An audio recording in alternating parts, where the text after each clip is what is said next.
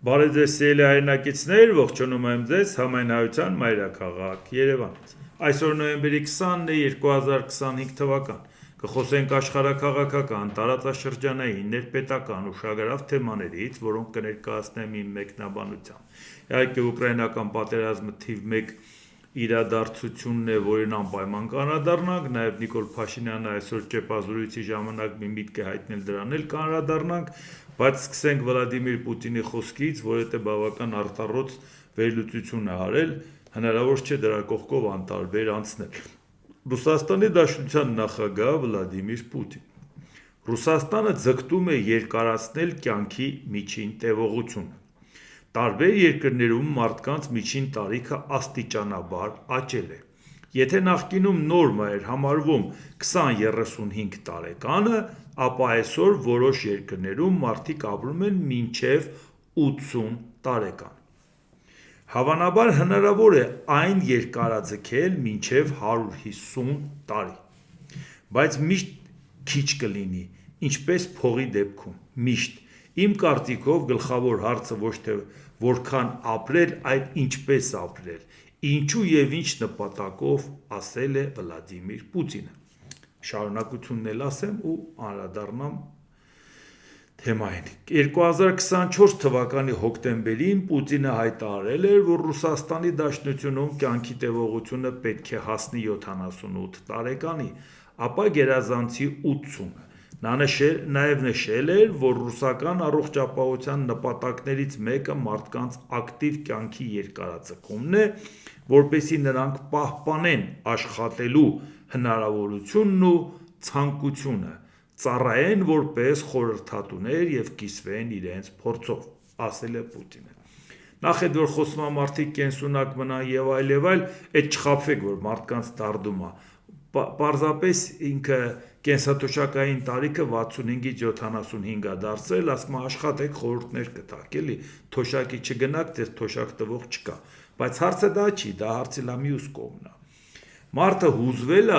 ցանկանում է, որ կյանքի տևողությունը ավելացնի, իսկ ասում է, որ կարելի է հասցնել 150, իսկ ինչու՞ չէ, 1500 էլ կարելի է, բայց ինչ է, այսօր Վլադիմիր Պուտինը արդեն ունեն համապատասխան ուսումնասիրությունները, իրանց մասնագետներն ասել են, որ հայաբան չի մնացել 150-ն ենք հասնում, որ հիմա դա ինքը հնչեցնում է։ Հա լավ կլի, որ 150 էլի, բայց հիմա 78-ը մի հատ նայենք, դա իրանից ինչա ներկայացնում։ Այդ որ ասում է 78 տարեկան, ինքը պարզապես մոռացել է ասի, որ տղամարդկանց միջին կյանքը 10 տարով պակաս է, 68, և Ռուսաստանի միջին տևողությունը 73 տարի է։ Մի մարդ, որը տարել է միլիոնից ավելի երիտասարդ կոտորել է Ուկրաինայում, այդ մարդն է խոսում կյանքի որակի մասին, մի մարդ, որ պատերազմի պատճառով երկրի կեսը գազիֆիկացված չի, այսօր արդեն ինտերնետն են հերթով անջատում ու պրոպագանդում են, որ ժողովուրդ ջան, մթամում է պետք այդ ինտերնետը, ցույց են տալիս, որ մարդիկ դուրս են գալի փողոց, իրար հետ շփվում են, ոնց որ թե հին բարի ժամանակները վերականգնվում է։ Ժողովուրդ ջան, եթե ընդհանրապես ամեն ինչ հավաքեք, հին բարի ժամանակներ քարանձավի ապրելը գիտեք ինչ հարմար էր, վազում էին մամոնտի հետևից, առողջ ապրելակերպի խնդիրներ էին լուծում, շատ լավ է, ժողովուրդ ջան, իհարկե, 21-րդ դարում ում է պետք ինտերնետը։ Հա, այս մարդնակյանքի որակից խոսում, կյանքի որակը բարձրացրեք, պատերազմով կյանքի որակը բարձրանում, մարդիկ չեն տեսնում քո պատերազմի իրական վիճակը ինչ է առաջա ժողովրդին կանգնացրել, և մի ուրիշ բան,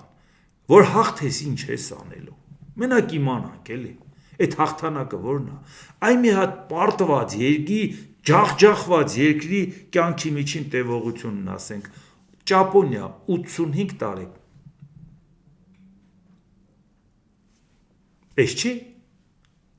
բա հաղթել ես, ուր է բա քո երկրի կենսամակարդակը հաղթող երկրի, Գերմանիան 82 տարի,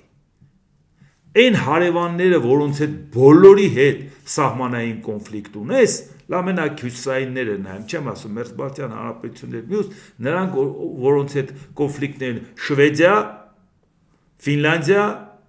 Նորվեգիա, Անգամ Նորվեգիայի հետ հարմարացրեց Բարենցի ծովում վիճելի տարածքների հարց կար։ Լավ, համարենք 3-ի հետ կապված այդ վիճակը սառեցված է, բայց այդ 3-ից խլել ես ու գոհ ես, չէ՞ կյանքից։ Բայց այդ մարդկանց կյանքի միջին տևողությունը 83 տարի է։ Ռուսաստանի հետ համեմատած 10 տարի ավել։ Հա, պարտվել են իրանք։ Բան չես դու այդ օրին։ Թե վախենում ես մի հատ էլ տղամարդկանց կյանքի միջին տևողությունն ասես, ինչի է 10 տարով պակաս։ Հա,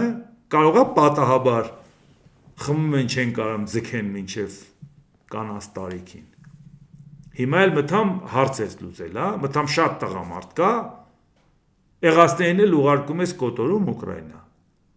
Եվ այս մարդը մտահոգված է կյանքի որակի մասին։ Կյանքի որակի մասին մտածողը երկիրը սովամահ կանի կուղարկի Ուկրաինա կռվելու, միլիարդները կդնի Ուկրաինայի վրա, եւ հետո մի բան էլ ասեմ, այն որ նոր է սկսե կռիվը, դրանք մի կողմ որ ասենք շատերը հիշում են, որ ասել են Ժողովուրդ ջան, դա ինչ եք ասում, ինչ 3 օր, ինչ բան, Ուկրաինան կռվելու է ու դուք կտեսնեք արդյունքները։ Հա, իդեպ ասել են, որ Ռուսաստանը շանս չունի հաղթելու, այնպես չի որ ու չեմ ասել պարտվելու է, ասել եմ հենց սկսել են արդեն պարտությունն է, ինքը սխալ հաշվարկ արել ու վերջ, նույնիսկ իմաստ չունի քննարկել դա երբ կավարտվի, ինչ տեսքով կավարտվի, դա չի հարցը, բայց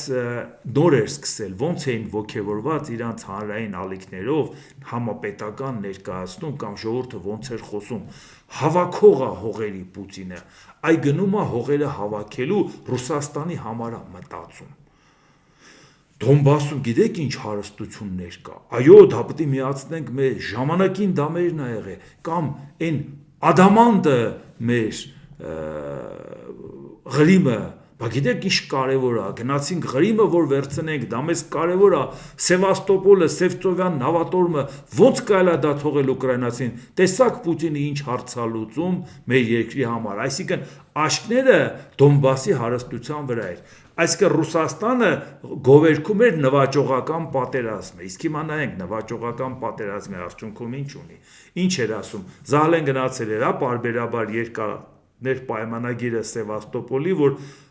Սևծովյան նավատորմը գտնվեր Ղրիմում, էլ ինչ իմաստ ուներ անդադ երկարացնել, բա որ չերկարացնեն, բա որ պրոբլեմ լինի, ավելի լավ է Ղրիմը գրավենք, Սևծովյան նավատորմի հարցը լուծենք։ Հիմա լուծվեց, չէ՞։ Սևծովյան նավատորմ ուղղակի չկա։ Ղրիմը կա, այդ էլ Աստված գիտի ինչքան կմնա իրանց ցեղը։ Բա ուր է Սևծովյան նավատորմը, որի համար Ղրիմ գրավեցիր եւ արևմուտքի այդ սանկցիաների տակ մտար, հարևանիդ էլ դառար 100 տարով թշնամի։ Ուր է։ Հա ուզում էր տեղափոխել Նավարասիսկ չկարողացար տեղափոխես։ Նավա մնացել։ Հիմա Նավարասիսկին են խփում։ Բայց Սևծովյան նավատորմի շուստրիությունը, չէր ճարպկությունը, որ ինչու պետք է մենք Սևաստոպոլը թողենք Ուկրաինային, մի հատ է կախված ենք Ուկրաինայի քմահաճույքից։ Բերեք մի անգամից գրավենք։ Կամ մյուսը ասեմ, այդ որ Դոնբասի վրա է աշկները մյուս գնանք գրավենք։ Մարդիկ հրաշալի գիտեն, որ ժամանակին եղել է նաև որ նվաճողական պատերազմները տնտեսական քաղաքականություն է եղել երկրների համար։ Գնացել են, կռվել են, լավ բանակ են պահել, մարզված բանակ են պահել, լավ զինել են, փողերը տվել են, գնացել են, կռվել են, թալանել են, բերել են իրաց պետությունը պահել են։ Ժամանակները եղել որ այդպեսին է եղել։ Թալանով պետություն են պահել։ Եվ տենց համեստ չեն եղել ոչ Հոլանդիան, ոչ բանը Գերմանիա չէ, բանը Մեծ Բրիտանիան, ոչ Ֆրանսիան, բոլորն Իսպանիան, Պորտուգալիան, այդ նորություն չի, չէ։ Ժամանակը այդ է պահանջը։ Ուժ եղես, գնացել ես, կռվել ես, հաղթել ես, թալանել ես, բերել ես, հարկերը դրել ես վրները, այդ գաղութացրել ես, այդ մարդիկ վճարել են։ Դու շատ լավ ես ապրել, որովհետև դու ուժեղ բանակ ունես ու դու հաղթել ես։ Դու հաղթողն ես, տարածքներ ես նվաճել։ Չէ՞ որ ցանկացած տնտեսագետի որ հարցնեք, ասեն ժամանակին կապիտալն էին արտահանում, մի ժամանակ ապրանքն էին արտահանում, հետո կապիտալն էին արտահանում, հումքի աղբյուրի մոտ էին սարքում այս բանը, կամ վաճառահանման շուկայի մոտ են, այսինքն այս բոլորը փուլեր է, որը եղել է նորմալ բացատրելու։ Հիմա հարց, Ռուսաստանը որ Դոնբասի համար կռվում է, բան չէ երկիրն ասում, Ժորժ ջան, դուք պետք է սովամահ լինեք, որովհետև պատերազմի մեջ ենք։ Բա թալանի պատերազմից դուք պետք է չհարստանայիք։ Բա ուր է Դոնբասը։ Բա որ լրիվ դնում ավիրում եք, հողին եք հավասարացնում։ Դա ինչ եք անում, վերականգնելու եք։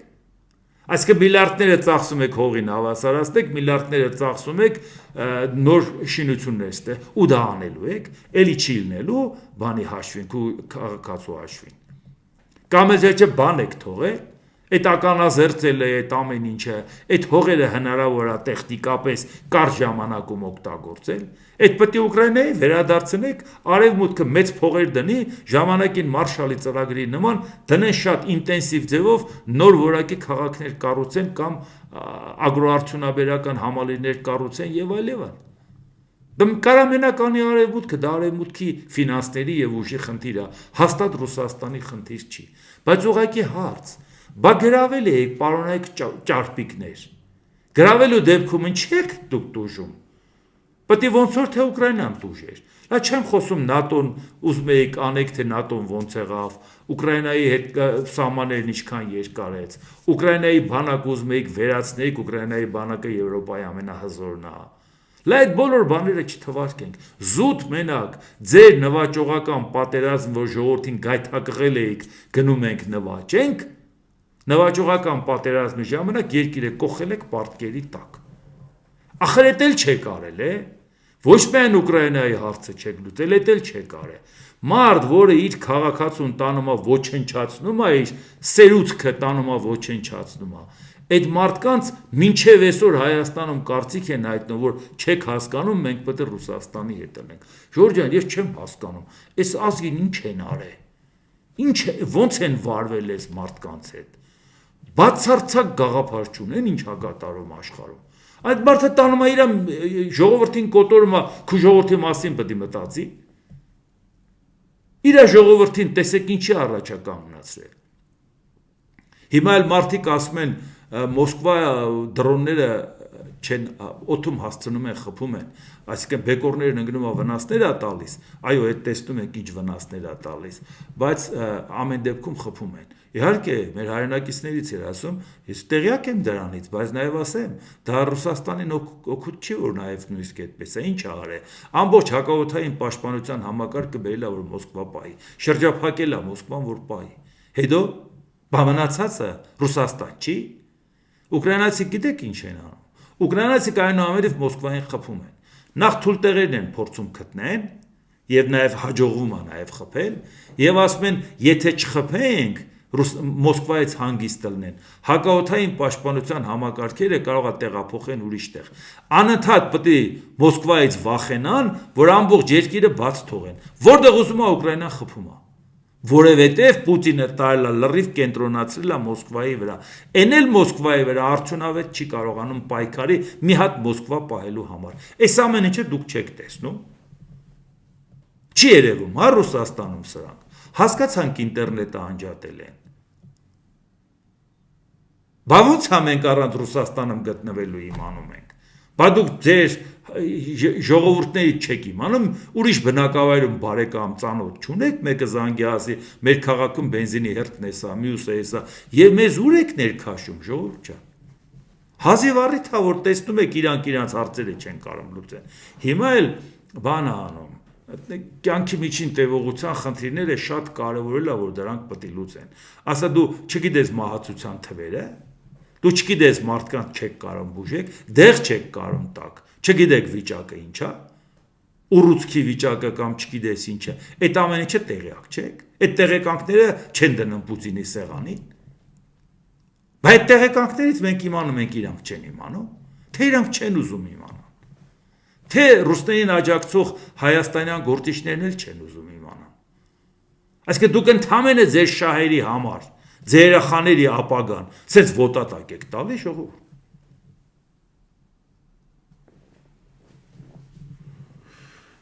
Հիմա նայենք ուկրաինական պատերազմի ընթացքը ի վերջո ինչա կատարվում։ Հանրապետական սենատոր Լինցի Գրեհեմը հայտարարել է. Սպիտակ տունը հաստատել է Ռուսաստանի դեմ ջախջախիչ պատժամիջոցներ սահմանող օրինագիծը։ ԱՄՆ նախագահ Դոնալդ Թրամփն անձամբ է խնդրել, որ օրինագիծը ներկայացվի կոնգրեսին։ Հա, կներեք, մի բան էլ մոռացա ասեմ։ Ամսի 1-ից էլ որոշել են ինչ անեն, բարձրացնեն ավելացված արժեքի հարկը մինչև 22%։ Կարող է դա չեք իմացել։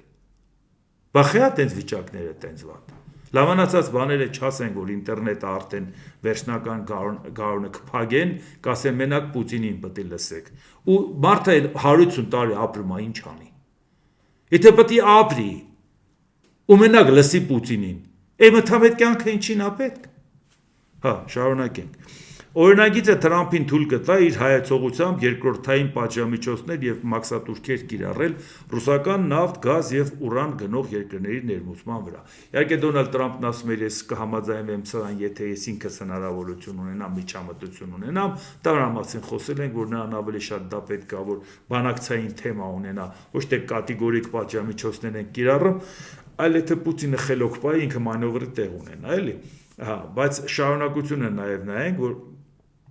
հիմա ուկրաինական պատերազմի հետ կապված բանակցություններ են գնում, թե ի վերջո Ամերիկան ինչա փորձում անի։ ԱՄՆ պետքարտուղար Մարկո Ռուբիոն հայտարարել է, որ Վաշինգտոնի վարչակազմը մշակում է առաջարկներ Ուկրաինայում հակամարտության կարգավորման համար, հաշվի առնելով Մոսկվայի եւ Կիևի դիրքորոշումները։ Կարգավորումը պահանջում է լուրջ եւ իրատեսական գաղափարների մանրամասն փոխանակում։ Երկարատև խաղաղության հասնելը պահանջում է, որ երկու կողմերն էլ համաձայնվեն դժվար, բայց անհրաժեշտ զիջումների։ Ահա թե ինչու մենք մշակում եւ կշարունակենք մշակել այս պատերազմը դադարեցնելու հնարավոր առաջարկների ցանկ, հիմնվելով երկու կողմերի կարծիքների վրա, ընդգծել է ԱՄՆ պետքարտուղարը։ Իհարկե ինչ որ իրանք մշակել են,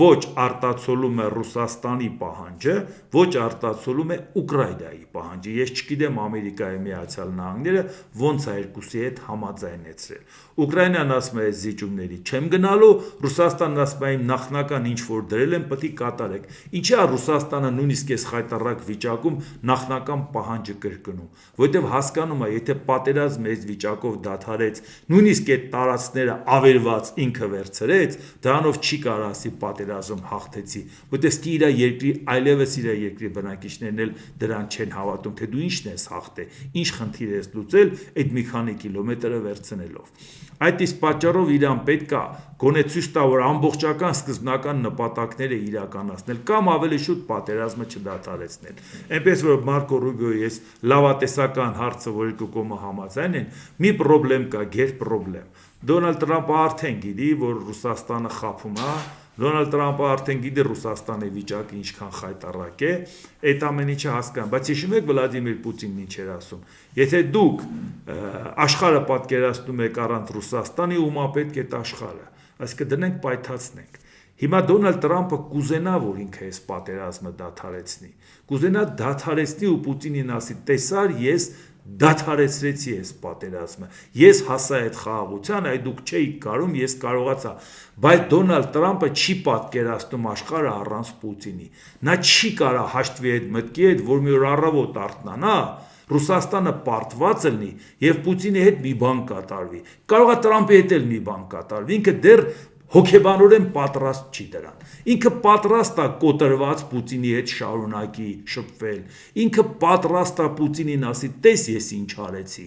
Ինքը պատրաստ է ամեն ինչ, բայց Պուտինի հեռանալը ինքը այդ հարվածը չի կարող տանի, ժողովուրդ ջան։ Դրան ժամանակ է պետք, հասկանում եմ, պետք է ասեն ասով մխիթարվես։ Առանց Պուտինն էլ կյանքը առաջ է գնում։ Այս մոլորակը Պուտինով չի սկսե։ Դա լուրջ աշխատանք է պետք է տանել Դոնալդ Թրամփի հետ։ Թե չէ ինքը եկել հասել է այն կետին, այդտեղից ենքուն, որ ինքը ուզենա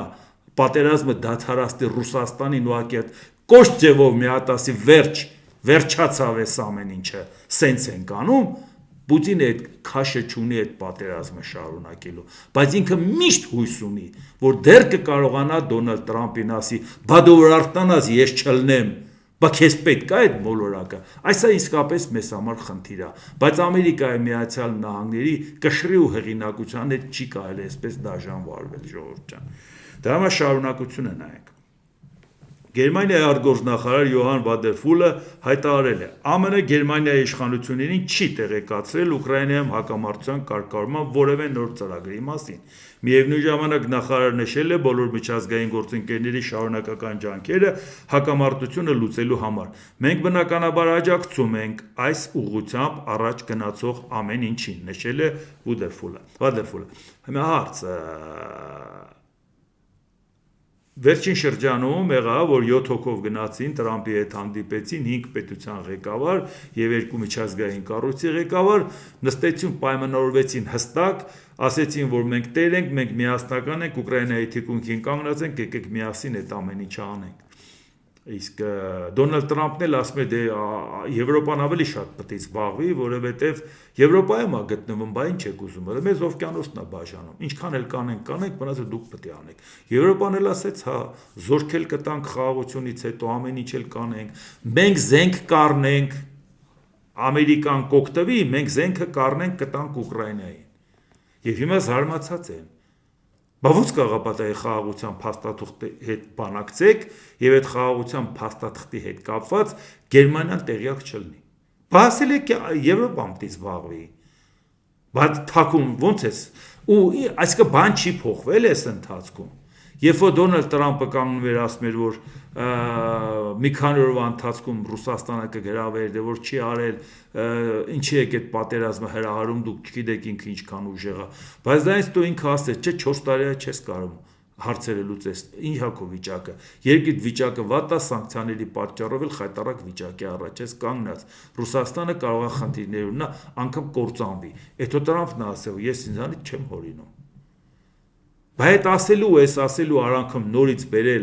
այս նույն կարգի փոխզիջումային զրույց անելու իմաստը ո՞րն է։ Իմաստը մի բան է, Պուտինը զանգել է Տրամպին, զանգել գովել է, ժողովուրդ ջան, վերջ։ Ժամանակ է պետք, որ ինքը դրա մեջից դուրս գա, որովհետև Պուտինը իրան գովել է, ժողովուրդ դուք հասկանում եք դա ինչ է նշանակում։ Պուտին է։ Տրամպնով, Պուտինով, Տրամպը ընդհանրապես Ամերիկայի նախագահն է, իսկ Պուտինը Ռուսաստանի ժողովուրդ, դե ինչ ասեմ, ես էլ մեր ճակատագիրն է, էլի, որ մոլորակի ամենահզոր մարդը, չգիտես ումից է վախեցած, բայց աթորին խես նստե, այդ աթորին տանես մի հատ այսքան բալիկ նստասնես, բոլորը գիտեն, որ այդ բալիկը մոլորակի ամենահզոր մարդն է,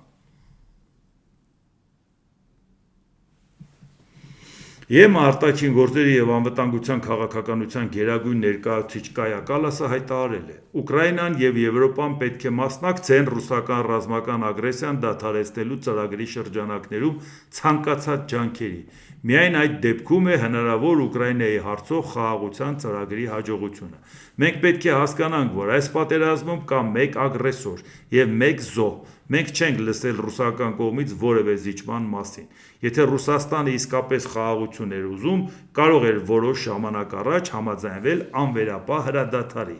ասել է Կալասը։ Սա էլ Եվրոպական արտաքին քաղաքականության բարձր ներկայացուցիչի կարծիքը, դե բնական է, որ նա Եվրամիության անունից է խոսում, իր անունից չի խոսում, այսինքն սա է վերաբերմունքը, որ հանկարծ առանձին որոշումներ չկայացնեք Եվրոպայի թիկունքում։ Ու ինչպես տեսնում եք, կոռուպցիոն սկանդալը, որը բացահայտվեց Ուկրաինայում, որևէ ազդեցություն չթողնեց եվրոչինովնիկների եւ պետության ղեկավարների մոտ, որովհետեւ նրանք չեն ուզում մահանամանգալ ասել, բա մենք ձեզ այդքան օգնենք, դուք կոռուպցիայով զբաղվեք, գիտեն, որ աշխարհում ոչ մի երկիր էլ երաշխավորված չէ, որ կոռուպցիա չի, իհարկե դա ծանր հարված էր Ուկրաինայի հեղինակության, այնպես չի, որ ասենք ոչ մի բան չի եղել, բայց նույնիսկ այդ պարագայում իրանք առիթ չեն ման գալի, որ ասեն դու ես մեղավոր, դե ուրեմն քեզ ինչի պետք է օգնենք, որովհետև դա նշանակում է օգնել ագրեսորին, օգնել օկուպանտին։ Եթե դու այդ ժամանակ ուկրաինացի ժողովուրդը մեղավոր է, որ ինչ-որ մի չինովնիկ կաշառք վերցրել։ Ուկրաինայի ժողովուրդը չի այդ ամբողջ բեռը իր վրա կրում։ Այդ զոհերը, այդ վիրավորները, այդ ավերված տները, մի մասը որ երկիրը թողել գնացել անտուն ամնացել, այս ամեն ինչը ժողովրդի ուսին չի, հոբ այդ չինովնիկը չի։ Դրա համար ինչպես տեսնում եք, համենայնդեպս շատ ըմբռնումով էր մոտենում եւ այդ հարցը պարբերաբար չեն հիշացնում։ Ակնարկներ կարող անեն, բայց ոչ ավելի։ Այսինքն այսօր տեսակ վերաբերմունքը Եվրամիության կառույցների։ ԱՄՆ նախագահ Դոնալդ Տրամպը խոսելով հայ-ադրբեջանական հակամարտության մասին ասել է. Գիտեք, թե ինչ էր տեղի ունենում Ադրբեջանում։ Պուտինը զանգահարեց ինձ եւ ասաց. չեմ կարող հավատալ, որ դուք կարողացաք լուծել այս հակամարտությունը։ Մենք երկար ժամանակ փորձում ենք լուծել այն։ Այս է զանգն է ժողովուրդ ջան, որ ասում եմ Դոնալդ Տրամփը դեռ պետք է զանգը մարսի, Պուտինը իր հետ խոսացել է, դա դոզան ինչ որ ժամանակ է պետք։ Եվ ես ասացի, մի անհանգստացեք, թողեք ես լուծեմ այս պատերազմը, ինձ ոչ մի օգնություն պետք չէ, ինձ օգնություն է պետք հենց ձեր պատերազմում, ասել է ԱՄՆ նախագահը։ Խոսելով ռուս-ուկրաինական կոնֆլիկտի մասին, Տրամփն ասել է, ես հիմա մի փոքր հիասթափված եմ Պուտինից, եւ նա գիտի դրա մասին։ Մենք էլ գիտենք, մենք էլ հիասթափված ենք ոչ միայն Պուտինից եւ ինքն էլ գիտի դրա մասին, որովհետեւ վճռական քայլեր է պետք անել նոր աշխարհակարգի հետ կապված եւ չի կարելի թույլ տալ, որ այս ամեն ինչը այսպեսի շարունակություն ունենա։ Իսկ հիմա տեսնենք Հայաստանում Նիկոլ Փաշինյանը չեպազորիցի ժամանակ մի քանի հարցերի մասին խոսեց, իհարկե ինքը այնքան շատ է խոսում, որ ասել, որ նոր բան պետք է խոսա, նոր բան պետք է ասի, այդքան էլ հնարավոր չի, դրա համար այդ էական բաներ չկար, որին անդրադառնա մի հարցին ուղղակի կանադառնա։ Վարչապետ Նիկոլ Փաշինյանը համոզմունք է հայտնել, որ 2026 թվականի խորհրդարանական ընտրությունները պետք է լինեն հետևյալի դրսևորումը։ Նախորդող շրջանի քաղաքական էլիտայի բոլոր ներկայացուցիչները, որոնք Հայաստանն առաջնորդնել ու տարել են դեպի թակարդ եւ պահել թակարդում, այդ ընտրությունների արդյունքում պետք է դուրս մղվեն եւ այլևս քաղաքական դաշտում տեղ չունենան։ Մարդկանց հետ շփվում եմ եւ մարդիկ արդեն զզվել են նախկին ներկա բանավեճերից ու քննարկումներից, ասել է Փաշինյանը։ Նախկին իշխանությունները 2021 թվականի ընտրությունների ժամանակ էլ էին նախկին, բայց Նիկոլ Փաշինյանը ամեն ինչ արեց, որ այդ նախկինները ակտիվանան, որպեսզի նախկիններին ցույց տալով ասեն ժողովուրդ ջան, ընտրենք Փաշինյանին, հանկարծ այս նախկինները չգան։ Այն ժամանակ էլ իշխանության չէին, այն ժամանակ էլ էին թակարդի մեջ գցողները իրանք, բայց չտեսանք, որ Նիկոլ Փաշինյանը նրանց դեմ պայքարում էր։ Նիկոլ Փաշինյանը եթե չի ճանաչում Ռոբերտ Քոչարյանի ընտրությունն է, անօրինական տեղեկանքով ընտրվել է, անօրինական սահմանադրություն արել, որ ինքը չի ճանաչում։ Համարում է, որ նա իշխանությունը զավթել է, որտեղ ընտրություններում չի հաղթել։ Այս ամեն ինչը ասելուց հետո Ռոբերտ Քոչարյանի պաշտոնավարումը ծայրից ծայր համարում է անօրինական, բայց պաշտոնաթող Ռոբերտ Քոչարյանի իրավունքը համարում է օրինական։ Այո, նա պետք է պետությունից ստանա կեցավայր, նրա համար վճարի պետությունը հարկատուները, նրա գրասենյակի համար վճարին հարկատուները, նրա անվտանգության համար վճարեն հարկատուները, տրամադրեն մեքենա հարկատուների հաշվին։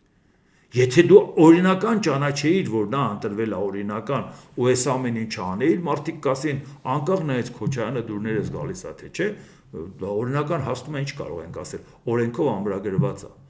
Բայց ասել այս սահմանադրությունը պետք է փոխենք, որտեղ նախկինում սահմանադրությունը ժողովուրդը չի ընդունել, անօրինական սահմանադրություն է։ Առանց եկել է տեղեկանքա բերել մի հատ կեղծ, որի հետ կապված ընտրվել է։ Չի էլ ընտրվել է, զորով անց են կացրել։ Այս ամեն ինչը ասողը ծայրից ծայր անօրինական է, հենց անցելա թոշակի դառել օրինական, իրավունքները պաշտպանում ենք, հա։ Դե որոշեք ժողովուրդ ջան, հիմա օրինական է թե անօրինական։ Իսկ հիմա էլ թվում է թե նրանց դեմ պայքարում է, բայց հիմա գիտեք ինչ է անում։ Նիկոլ Փաշինյանը ինչ որ որոշակի վստահության քվե ունի, այդ նորություն չի, գաղտնիք չի, բայց նաև ունի իրան ատողների հսկայական բանակ։ Այսինքն նրա ռեյտինգն ու հակառեյտինգը, որ նայեք, գրեթե հավասար է։ Հիմա ինքը ասում է, այս նախկինները այլևս պետք է չլինեն։ Հիմա հսկայական թվող մարդիկ ասում են հաստատ, ինադու գնալու ենք ընտրենք։ Փաշինյանն էլ ասել է, ինչ լավ է ժողովուրդ ջան։ Փաստորեն կարողացա մի հատ տենց գավառական ճարպկությամբ նորից ապահովեն, որ նախկիններին ձայն տան։ Ինքը հիմա մաքուր է, ժողովուրդ ջան, այս նախկիններին տեսնում եք, շարեիկանում ասում եք նախկինները մեզ պետք են։ Հիմա ինչպես տեսնում եք, ասում եմ նախկիններին ջնջում ենք, ժողովուրդ ջան։ Ժողովուրդն էլ ինադու գնում է ընտրում։ Հետո Նիկոլ Փաշինյանն ասում է, բայ տեսակ ես ասեցի, չէ՞ որ իրանք պետք է հեռանան, այս ժողովուրդն է, դե գրագետ չի էլի այս ժողովուրդը, դրա համար գնաց սենց ընտրություն կատարեց։ Եվ այլ, դե գիտեք, բոլոր հարցերը մեղավորը ժողովուրդն է։ Այսինքն խնդիրը որն է, մի քանի հարց է լուծում։ Առաջինը, այլևս these նախկինները պետք չեն, գցում ենք ենգում, բայց իրականում, եթե դուք ձայն կտաք, շատ ուրախ կլինենք իրանց համար։ Իսկ հիմա շարունակությունը նայենք, ասում է մարդիկ, մարդկանց հետ շփվում է, մարդիկ նախկին ներկա բանավեճերից ու քննարկումներից զզվել են։ Չէ, բերեք ասենք, որ մարդիկ նախկիններից ու ներկաներից են զզվել, ոչ թե բանավեճերից։ Բանավեճը այլևս ածանցյալ է։ Այո, հենց այդ նախկին ու ներկայի բանավեճերից ու քննարկումներից, որ զզվել են, այդքանը ասում են, լավ, ինչպես կարելի է, բայց այդքանը, որ մեզ ճղում ենք, ասում ենք, ժողովուրդ ջան, չի կարելի թույլ տալ, որ այս ձևով գնա առաջիկա ընտրությունները, որ պետք է լինի այլընտրանք, որ այդ այլընտրանքը լինի թե նախկիններին, թե ներկաներին։ Այսինքն Փաշինյանն էլ է արդեն ընդունում, ասում է ժողովուրդ ջան, մեզանից զզվում են, գիտենք, բա գիտենք։ Եվ երբ որ ինքը ասում է, որ նախկիններն են, որոնք էս են արել, ինքը վաղուց նախկին է։ Ոչ թե նրա համար, որ հիմա է նախկին, այլ որովհետև ինքը իր վարած քաղաքականությամբ ցույց տվեց, որ թե արտաքին քաղաքականության, թե ներքին, թե ամեն ինչով նա լրիովին շարունակությունն է նախկին իշխանությունների, ինչա փոխվել որակական, ոչ մի բան։ Ուղղակի այն ժամանակ ասել է այս բաները, խցիկներ, կամերաները, որոնք որ դրած են, որոնք որ ֆիքսում են տուգանքները, դա պետքա վերացնել, հետո եկել է իշխանության, ասել է, չէ, դա գնում էր նրանց գրպանը, իսկ հիմա երբ որ այդ գումարները մենք կհավաքենք, կտանենք բյուջե, լրիվ օրինական կտանենք մեր գրպանը, բարձր աշխատավարձ տալով։ Այո, փողոցում գծերը բամոտ չի, պետքա բարձրացնել գումարները, բարձրացնել, որպեսզի խցանումները պակասեն, ոչինչ որ խցանումները չպակասեցին, բայց գումարը շատ է, նախկինները որ անում էին, տանում էին իրանց տուն, այ հիմա մենք կտանենք մեր տուն, ուղղակի բյուջեի միջոցով ձևակերպելով, ինչ է փոխվել։ Ռուսաստանի հետ հարաբերությունն է փոխվել, արտաքին քաղաքական ինչն է փոխվել, երկրի ներսում ինչ է փոխվել։ Նախկինները ասֆալտ էին անում, փող էին լվանում ուտում։ Հիմա նույն ասֆալտն անում են ու ասում են, չեք հասկանում, մենք ասֆալտ ենք անում։ Հասկանում ենք, բա դուք ուզում եք փողը գծեիք ուտեիք, բա պետք է ինչ-որ մի բան ձևակերպեիք, չէ՞ որ այդ փողը ուտեիք։ Պետք է մի գործ անեք, որ այդ փողը ուտեք բյուջեից։ Ինչ կապ ունի, դուք դա ձեր բարեկամին եք տվել, որ նա այդ փողը ստանա, հետո էլ ասեք, դե գիտեք, ինչ տենդերն ինքն է հաղթել։ Կամ ինչ կապ ունի, թե դուք ասենք ինչ ձևակերպումներով կանեք կամ օրինական ձևակերպումներով այդ փողը դուրս կգա։ Արդյունքում այդ փողը դուրս է գալի։ Այդ դրա համար այդ ենք ասում, որ ժողովուրդը զզվել է ձեզանից, նախկիններից էլ ներկաներից, ոչ թե մենակ ձեր բանավեճից։ Այդ բանավեճը երևացող մասն է։ Այդ դրա համար, երբ որ պարբերաբար խոսում ենք, ասում եմ շատ կարևոր է, որ մարդիկ շատ ալում, չէ, քաղաքական ուժերը հարցնում եք, որ գաք իշխանության ինչ եք անում։ Կգանք կասենք, մենք հիմա մեր գաղտնիքները չենք բացահայտելու, մենք գիտենք ինչ ենք անում, այս ենք անում, լեն ենք անում, ոչ մի բան չեն ասում։ Գալիս են, հետո ոչ մի բան չեն անում, հետո ասում են, հա բայց մենք ինչ էինք խոստացել, որ չէինք արել։ Վերջ, հարցը լուծվեց։ Այդ դրա համար ենք ասում, ժողովուրդ ջան։ Ի սկզբանե պետք է ասես, իշխանություն դու սա անում ես, սա, այսպես է, սխալ է։ Ես որ լինեմ, կանեմ այսպես։ Ցանկացած հարցի հետ կապված հստակ կա մի մարդ, որը որ չգիտի, որ ասենք ենթադրենք իմ պատկերացումը որն է։ Երկրը ասենք լինի Եվրամիության անդամ, անվտանգային համակարգը ՆԱՏՕ կամ դրան համարժեք եվրոպական կամ եվրոատլանտյան որևէ անվտանգային համակարգ։ Այսինքն չեն էլ ասում, մի հատ ասեք տենանք ինչ եք անելու։ Գիտեն, ասում է, ուղղակի այդ ձևի մտածողներով հավաքվեք, արեք, էս է հարցը։ Իսկ ես մտածում եմ այսպես։ Այո, հրապարակային ասում ես, բոլորն իմանում են քո կարծիքը։ Ով կօգտվի դրանից, իշխանությունը, ընդդիմությունը, հասարակական հանրային գործիչները, շարքային քաղաքացիները, ով կօգտվի, սա է։ Մեր երկիրը դրանից ավելի լավը կլինի, եթե ես կարողանամ իմ համեստ ուժերով օգնեմ։ Ես կմասնակցեմ, ես կասեմ, ես կանեմ։ Ես չեմ ելնի, գոնե կիմանամ, ով էլ եթե մի հարցով իմ խորհուրդները օգտակար է եղել, դա հնարավորություն կտա ավելի լավ երկիր ունենալու։ Իսկ դա կլինի բոլորիս հաղթանակը։ Սա է պատկերացումը, ոչ թե մենք կգանք կանենք, հիմա չենք ասում, որ խաբենք, ընտրվենք։ Չէ, դրա հարց չկա։ Ով կարող է անի, թող անի, թող մեր երկրի համար անի։ Ես ուղղակի ուզում եմ ասեմ, որ սրանք կարևոր հարցեր են, որոնք որ պարբերաբար անդրադառնալու ենք, հիմա Նիկոլ Փաշինյանն էլ է հասկանում։ Այլևս չի կարողանում ինքը չխոստովանի, որ խնդիր կա, ժողովուրդ ջան։ Այսինքն խնդիր կա, որ ժողովուրդը այլևս չի կարողանում տանի այս կոնֆլիկտը, բա դա ենք ասում։ Այլ ընտրանք չեղավ, այս նույն ձևի չի շարունակվելու ընտրությունները 2026-ի։ Մի բան եթե հասցնենք կարդամ հիմա մի հատ Նայեմ 2014 թվականին Facebook-ը ասենք ինչ էր հիշացրել ինձ 14 թվական, այսինքն Սերժ Սարգսյանի պաշտոնավարման ժամանակ ներքաղաքական հարցերը պետք է լուծել առանց արտաքին քաղաքական թեմաների մեջ ներքաշվելու։ Սա եմ ասել ես, ուրեմն չեմ կիսում այն կարծիքը, որ անդամակցությունը ԵԱՏՄ-ին անդառնալի է։ Գուցե անխուսափելի, քանի որ չհաջողվեց հասնել իշխանափոխության մինչև հոկտեմբերի 10-ը, այսինքն անդամակցության փաստաթղթերի ստորագրումը, ու հավանաբար չի էլ հաջողվի մինչև ազգային ժողովի կողմից վավերացումը։ Ուրեմն պետք է կենտրոնանալ իշխանափոխության վրա, որից հետո ընտրությունների միջոցով ժողովրդի վստահության կվեն ստացած նոր իշխանություններն էլ կանրադառնան դրան, ինչն են վերանայում, ինչ է ընդունում։ Այս պահին իշխանություններին առիթ տալ, որպեսզի Ռուսաստանի մոտ միակ վստահելի դաշնակից Երևան ու փորձեն իրենց դիրքերն ամրապնդել դրսի շնորհիվ ու նրանց ներքաշեն մեր ներքաղաքական պայքարի մեջ, կոպիտ սխալ կլինի։ Մանավանդ գիտենք, թե ինչ աստիճանի անհուսալի գործընկերոջ համբավ ունի դրսում անձամբ Սերժ Սարգսյանը։ Այսինքն այս նույն օրակարգը, որ հիմա էլ է, չէ, իրար մեջ ուտեն Ռուսաստանի շահերը սպասարկելու, իշխանությունը գնա հարցերը Ռուսաստանի հետ լուծի, մենք մնանք նույն վիճակում։ Առանց այն էլ գործող նախագահի վարչակազմն արեց ամենավտանգավոր քայլը, որ երբևէ հնարավոր էր անել։ Այսօր Արևմուտքը համակարգված կերպով պատժամիջոցներ է կիրառում Ռուսաստանի դեմ։ Հիշեք 14 թվական Ղրիմի օկուպացիայից հետո։ Ղրիմը փետրվար-մարտ ամիսն էր, իսկ հիմա սա մենք խոսում ենք նոյեմբերի մասին։ Այն ժամանակ զգուշացնում ենք, որ սա մեր համար պրոբլեմ է ալնելու։ Փաստն այն է, որ Ռուսաստանն այժմ հայտնվել է վիրավոր գազանի կարգավիճակում, իսկ Հայաստանի իշխանությունները գնացին մտան վանդակը, եւ քանի որ հայտնի են իրենց թռնող բնավորությամբ, դե 4 տարի բանակցեցին Եվրամիությանը, թռան Ռուսաստան, չէ՞։ Նրանց հետևից դուռը շրխկոցով փակեցին։ Իսկ հիմա իշխանությունները ճաղերի արանքից շարունակում են օդային համբույրներ ուղարկել Արևմուտքին, իրենց տխրահարճակ Եվի շրջանակներում։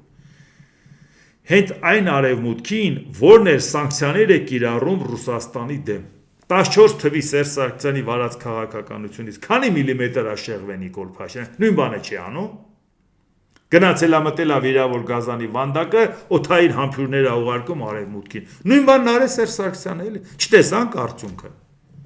Գուցե դեռ պաշտոնապես չի հայտարարել, որ սկսվում է Արևմուտք-Ռուսաստան նոր սառը պատերազմը, բայց արդեն տեսնում ենք դրա նախանշանները մեր ռազմավարական դաշնակցի մոտ։ Եթե Ռուսաստանի ամենահեղինակավոր գործիչներն էլ, եթե քննադատում են իրենց երկրի կողմից վարվող քաղաքականությունը, քիչ է մնում նրանց ազգի դավաճան կոչեն ու հետները վարվեն պատերազմական ժամանակների օրենքներով, եւ որքան սրվեն Արևմուտք-Ռուսաստան հարաբերությունները,